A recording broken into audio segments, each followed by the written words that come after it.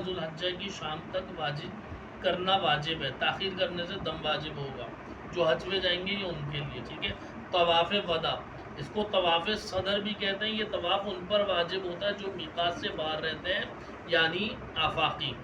طواف عمرہ، یہ طواف عمرہ کا رکن ہے اور فرض ہے، اس کے بغیر عمرہ نہیں ہوتا. یعنی اتنے قسم کے طواف کرنے ہر بندے نے جب جائے گا.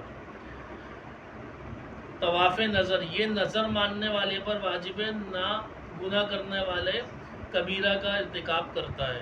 کسی نے نظر مانی ہے، ٹھیک ہے نا، کہ میں عمرہ کروں گا، ٹھیک ہے، تو وہ یہ نہیں سوچے کہ ایک ہی دفعہ میں نے طواف کر لیا، طواف زیارت میں نظر کا عمرہ بھی ہو گیا. نظر کا نہیں، ٹھیک ہے، اسی نظر کا الگ عمرہ کرنا پڑے گا. طواف نفل، یہ طواف جس وقت چاہے کیا جا سکتا ہے. واجبات طواف، طہارت ہونا، حدث اکبر اور حدث اصغر دونوں سے پاک، وضو سے ہونے چاہیے. ٹھیک ہے. جو ہوتا ہے وہ ایسی نجاست ہوتی ہے جس سے جو ہوتا ہے نا وہ غسل واجب آ جاتا ہے. آپ لوگ بڑے ہیں، آپ لوگ سمجھدار ہیں، سمجھ سکتے ہیں. ستر عورت کا چھپانا، یعنی جسم کا جو حصہ چھپانا فرض ہے، سے چھپانا. مرد کا ستر عورت ناف سے لے کر گھٹنوں تک ہے، جبکہ عورت کا چہرے، ہاتھ اور پیر کے سوا باقی سارا جسم چھپانا فرض ہے. ٹھیک ہے. مرد کا ستر یہ ہے. آج کل لوگ عموماً شارٹس پہن کے گھوم رہے ہوتے ہیں، اس میں ان کا ستر آیا ہوتا ہے، گھٹنوں سے اوپر ہوتا ہے، تو یہ حرام ہے. اپنا جو ستر دوسرے کو دکھانا حرام ہے، لیکن شارٹس کے اور انگریزوں کے چکر میں سب دکھا بھی رہے ہیں اور لوگ دیکھ بھی رہے ہیں. حرام کام کھلے عام چل رہا ہے. تو لہٰذا آپ لوگ کیونکہ ساری جوان بچے اس چیز میں احتیاط کریں، بس سے تعلق بھی رکھتے ہیں. شارٹس تو بالکل ہی پہننے کی ضرورت نہیں. دائیں طرف سے طواف شروع کرنا، یعنی حجر اسود سے بیت اللہ شریف کے دروازے کی طرف چلیں. حتیم کو بیت اللہ شریف کے ساتھ شامل کر کے طواف کرنا.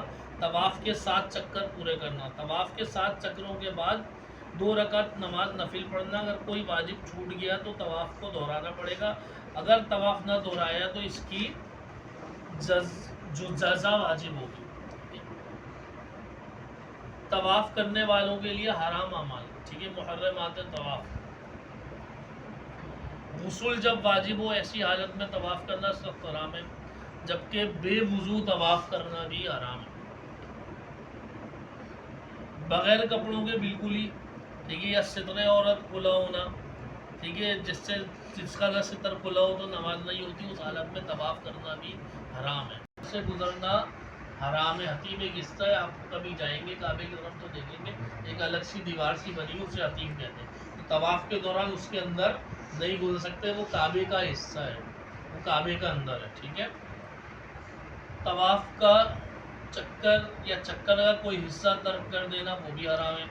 حجر اسود کے علاوہ کسی اور جگہ سے طواف شروع کرنا وہ بھی حرام ہے. بیت اللہ شریف کی طرف سینہ کر کے طواف کا کچھ حصہ بھی ادا کرنا حرام ہے. یعنی جب آپ طواف کر رہے ہوں گے تو بیت اللہ شریف کی طرف سینہ نہیں کرنا، کیونکہ طواف ایسے کرتے ہیں، سائڈ کندھے ہوتے ہیں اس طرف. لیکن جب حجر اسود کے سامنے پہنچے تو استلام کے لیے ٹھہرتے وقت منہ اور سینہ بیت اللہ شریف کی طرف کرنا جائز ہے.